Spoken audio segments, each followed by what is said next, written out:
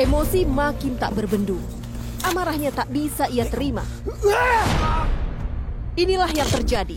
Senjata tajam yang ia siapkan lalu berbicara. Ia terkapar bersimbah darah dan tak bergerak lagi.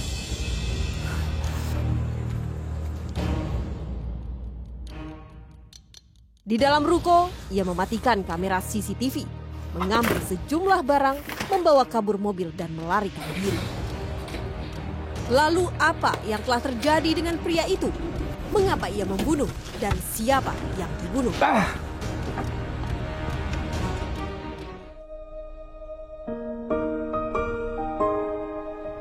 Hidup adalah sebuah perjalanan. Manto, lelaki asal kota Malang, pergi meninggalkan kotanya demi mencari peruntungan. Ia terdampar di Mojokerto, ikut bekerja di toko kue milik Sandi, seorang teman barunya.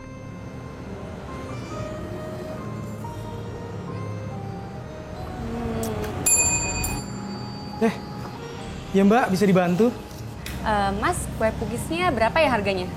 Pukisnya 1.500 satunya Mbak. 1.500. Iya. Kalau saya pesen 200 buat besok, bisa diantar? 200 serius Mbak? Iya. San, gimana, siap nggak? Bisa Mbak, bisa. Kalau gitu, besok tolong diantar ya ke rumah saya. Oh iya, saya alamatnya. tulis alamatnya.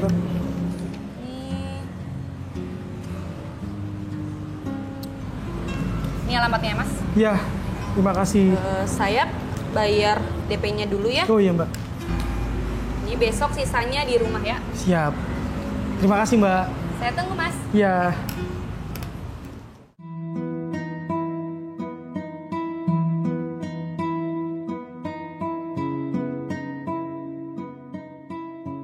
Rina, seorang langganan pembeli kue di tempat ia berjualan, menjadi teman dekat Manto. Baik kan aku? Enak ya kalau punya teman kayak kamu, Rin. Kerjaan ringan ya. Setuju San. Ya, walaupun kalian tuh nyebelin, tapi aku seneng kok temenan sama kalian berdua.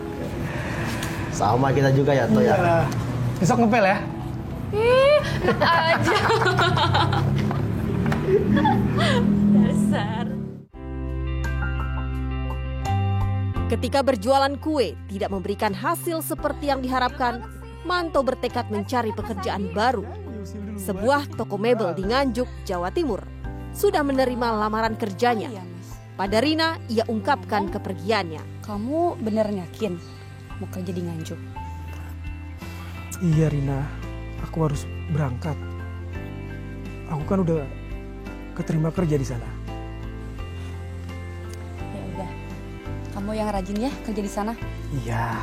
Aku doain semoga kerja di sana lancar. Terus nanti pulang ke sini bisa buka usaha bakso. Amin. Makasih ya. Tersangka ini adalah umur masih muda ya.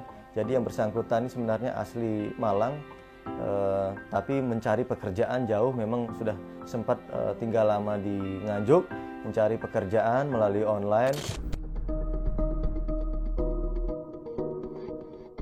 2 jam perjalanan dari Mojokerto, Manto sampai di toko mebel yang dituju di Jalan Dr. Sutomo, Nganjuk, Jawa Timur. Bersama Manto, 2 karyawan baru, Dodi dan Tono, juga ikut diterima bekerja. Boni selaku pemilik toko kemudian menjelaskan aturan kerja. Saya kasih tahu ya, waktu kerja kalian mulai pukul 8 pagi sampai jam 5 sore. Gaji kalian 1,2 juta per bulan. Ngerti? Ngerti, Pak. Ya sudah, sekarang taruh barang kalian ke kamar. Habis itu langsung kerja. Ingat itu, kerja.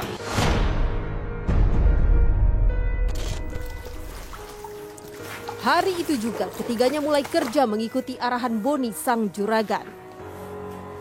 Ayo kerja yang benar. Iya, Pak.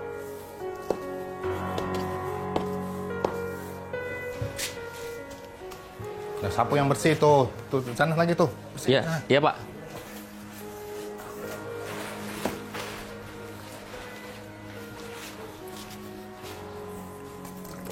Itu rodanya dibersihkan juga. Iya Pak.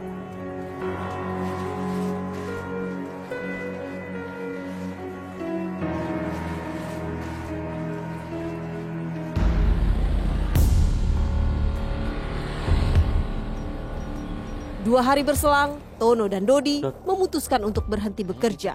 Apa penyebabnya? Nggak sesuai ya? Iya tahu, masa kita disuruh begini ya? Makanya. Apa kita tanya langsung aja sama Pak Boni? Hah? Langsung. Ayo.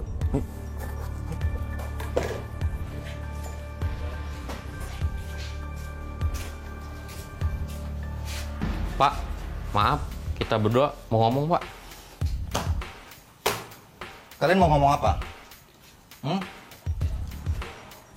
Kerjaan kita kok nggak sesuai perjanjian ya, Pak? Iya, Pak. Ya terus kenapa? Kalian nyesal kerja di sini? Ya iyalah, Pak. Ya sudah, kalau kalian nggak suka kerja di sini, silakan kalian keluar. Lah, terus gaji kita gimana, Pak? Iya, Pak. Kalian baru kerja 2 hari udah minta gaji. Hah? Sekarang kalian keluar. Ayo keluar.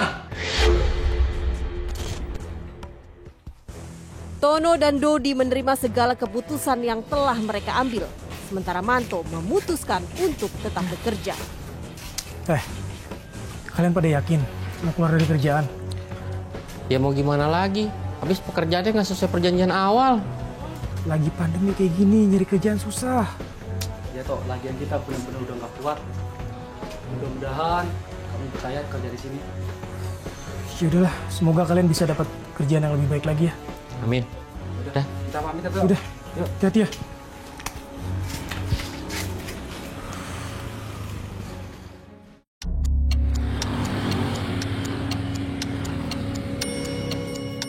Seminggu bekerja, Manto mulai mendengar cerita miring tentang sosok Boni pemilik toko. Mas, sini sebentar. Saya, Mbak. Iya, Kenapa ya, Mbak? Mas kerja di sini. Iya, saya karyawan baru, Mbak, di sini. Emangnya kenapa, Mbak? Oh, gitu. Hati-hati ya, Mas, kalau kerja di sini. Hati-hati. Emangnya kenapa ya, Mbak? Loh, emangnya Masnya belum tahu kalau Pak Boni itu orangnya kan... Manto! Percakapan mereka terhenti ketika orang yang mereka bicarakan memanggil Manto dan memintanya mengantarkan barang pesanan pembeli. Ngobrol sama siapa kamu? Sama tetangga depan, Pak. Ya sudah, jangan didengarin omongan dia. Sekarang kamu siap-siap antar barang ke pelanggan. Udah ditungguin. Baik, Pak. Siap, Pak. Ayo cepat. Iya, Pak. Suruh kerja malah ngobrol.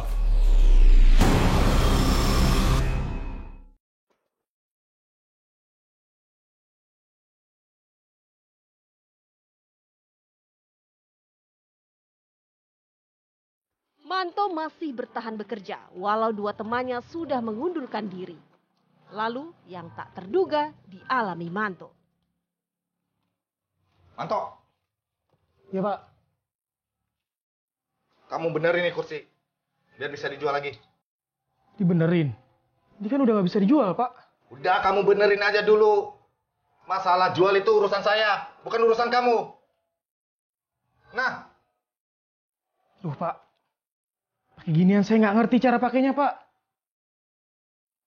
Kamu itu disuruh kerja malah pakai alasan nggak ngerti segala. Hah? Kamu tuh sebenarnya mau kerja apa enggak? Udah benerin. Iya, Pak. Sikap Boni, bosnya, bikin Manto tidak nyaman. Lalu timbul kesal pada dirinya.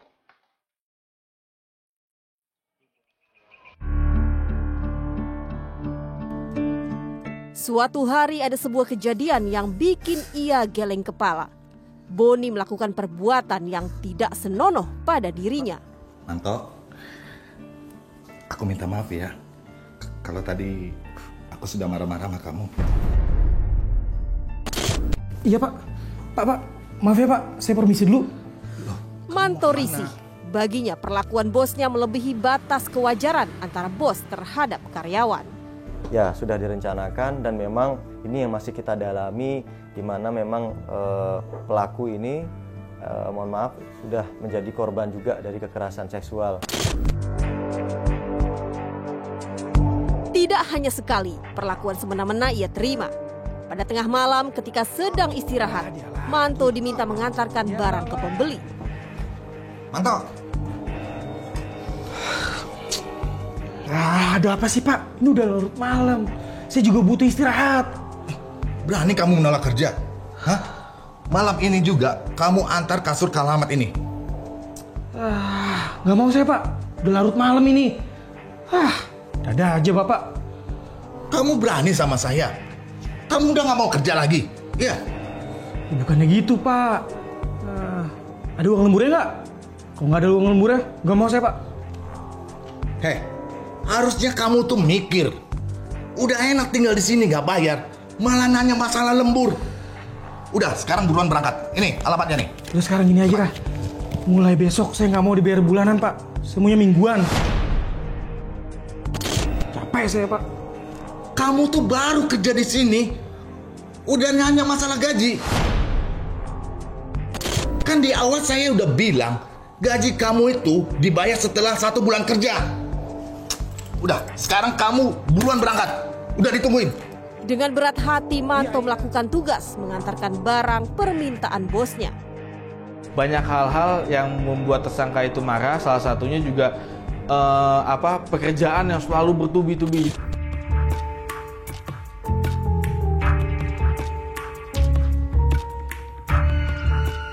Kekesalan Manto memuncak ketika Boni melontarkan kata yang membuat Manto tersinggung dan sakit hati. Ada apa sih Pak? Masih pagi kayak gini? Kamu berangkat sekarang, biar nggak kesiangan. Pak, belum juga jam 8. Lagian semalam kan habis lembur saya Pak. Heh, kamu jangan ngatur saya. Paham? Emang ibu bapak kamu nggak ngajarin kamu sopan santun ya? Wah. Pak, jangan bawa orang tua ya. Gak ada hubungan sama mereka. Udah, nih ya. Gak bisa dibiarin nih orang. Udahlah, gaji saya belum dibayar. Hina orang tua lagi.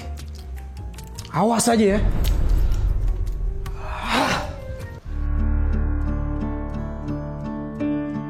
Kali kedua, Boni kembali berbuat tidak wajar kepada Manto. Manto yang kesal tebar ancaman kepada Boni. Pak. Pak, jangan macem-macem ya. Kalau Bapak masih kayak gitu, saya laporin polisi Pak. Hei, ajar. Berani kamu ngancam saya ya? Hah? Awas ya, nanti gaji kamu nggak saya bayar. Ingat itu. Boni yang kesal lalu mengancam balik kepada Manto. Mas diperlakukan seperti itu mulai kapan tuh Mas? 1 minggu kerja. 1 minggu kerja? Iya. Pada awalnya tuh Mas nggak curiga sama sekali tentang si? Enggak, cuman kayak toko sebelah depan itu cuman bilang orangnya nggak normal gitu. Cuman itu aja. Manto yang butuh uang lalu meminjam kepada majikannya. Saya mau kasbon 100.000. Bisa nggak Pak? Buat apaan kamu? Untuk beli sabun Pak, sama sampo udah habis. Ya udah nih. Nanti gaji kamu saya potong 100.000 karena kamu sudah kasbon. Iya Pak, siap Pak, makasih Pak. Ya udah sana.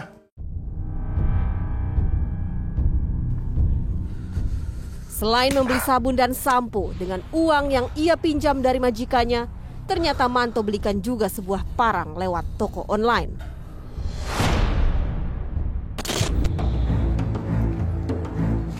Paketnya Pak. Ya, Pak.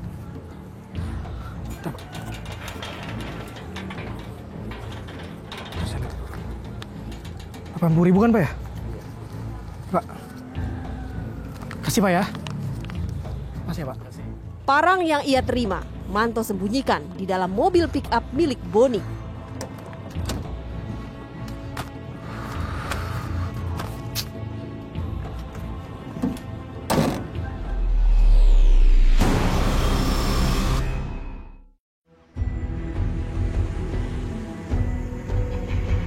Malam itu dengan mobil pick-up, Manto dan Boni menyusuri jalanan menyebarkan brosur produk mebel. Pak, kita kemana nih Pak? Udah, kamu diam aja. Mau nyebarin brosur. Nanti kalau saya bilang berhenti ya. Iya Pak, iya. Nah, stop. Tuh ada orang tuh. Iya Pak. Stop. Ya Mas. Iya Pak. Datang Mas. Mampir ya Pak. Mampir ya Mas. Kasih. Di tempat parkir, Manto yang tidak hati-hati menabrakkan mobil pick-up bosnya ke sebuah pagar. Boni seketika kesal, lalu tumpahkan kemarahannya. Kamu itu gimana sih? Hah? Dasar nggak becus kamu. Kamu bisanya apa? Wah, Bapak dari pagi kerjaan marah-marah terus. Saya tuh capek Pak dari pagi kerja sampai malam kayak gini. Heh, udah untung kamu dikasih kerja. Udah kamu diam aja. Biar saya yang parkirin. Saya arahin. Parkir mobil aja nggak becus kamu. Lurus, lurus. Lurus, lurus. Lurusin dikit, lurusin. Terus. Ya. Terus, terus. Terus. Dikit lagi. Up, up. Kesabaran Manto sudah di batasnya. Manto terbakar amarah. Ini Pak kuncinya. Becus kamu. Dan inilah yang terjadi. Manto berbuat keji kepada Boni.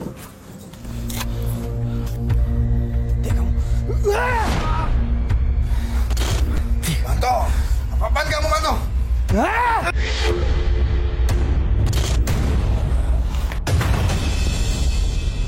Melihat juraganya tak bergerak lagi, Manto mengambil sejumlah barang milik Boni lalu pergi.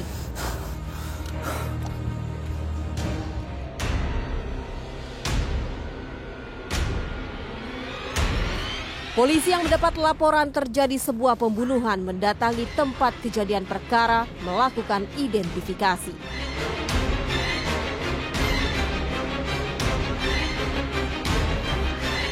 Segera hubungi tim Inavis untuk lakukan identifikasi korban ya. Siap, Dan.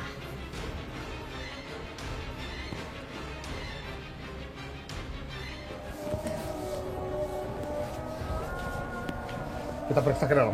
Siap, Dan.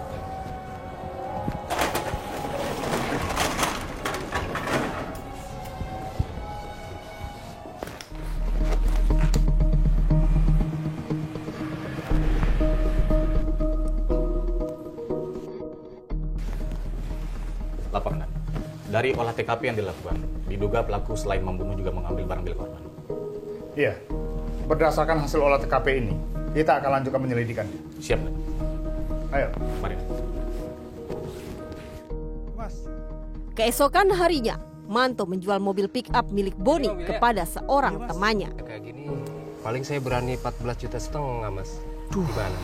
Gimana ya? Ya udahlah, aku lagi butuh uang, Mas. Ya, kalau oke nih saya bayar ya. Ini uangnya, Mas. Ya. Cek lagi aja. Yaudah, aku percaya, Mas.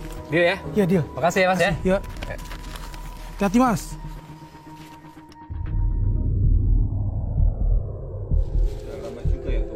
Manto yang telah membunuh majikannya bersembunyi di rumah seorang teman di kawasan Tanjung Anom, Nganjuk, Jawa Timur. Berdasarkan hasil pemeriksaan saksi dan rekaman CCTV, polisi melacak, melakukan pengejaran dan berhasil menangkap Manto, terduga pelaku atas kematian Boni. Saudara Manto, iya, Pak. Anda kami tangkap. Borgol dia. Siap, Dan. Ada apa ya, Pak? Pak, ada apa, Pak? Pak. Pak. Tahu kamu kenapa, tuh? Gak tahu. Gak. Tolongin aku, Pak. Pak, kenapa, Pak? Teman saya, Pak. Udah. Kamu periksa ke dalam. Pak. Siap, Dan. Pak, saya bisa jelasin, Pak. Di sini, Pak. Udah kamu diam, nanti jelasin di kantor. Polisi mengamankan sejumlah barang bukti. Selanjutnya, Manto dan barang bukti dibawa ke kantor polisi. Ini barang bukti, Dan. Di sini ada handphone, laptop, dan uang. Aman ke semua barang bukti, bawa ke kantor. Bisa saya jelasin, Pak. Ya, jalan. Toh. Gak, tolongin aku, Gak. Mau kemana, Pak? Teman saya, Pak. Pak. Toh. Ketika diinterogasi polisi, Manto mengakui semua perbuatannya. Ia sakit hati kepada Boni, sang majikan. Iya, Pak. Apa alasan Anda untuk membunuh korban? Jelaskan. Saya sakit hati, Pak, sama perlakuan korban selama saya kerja.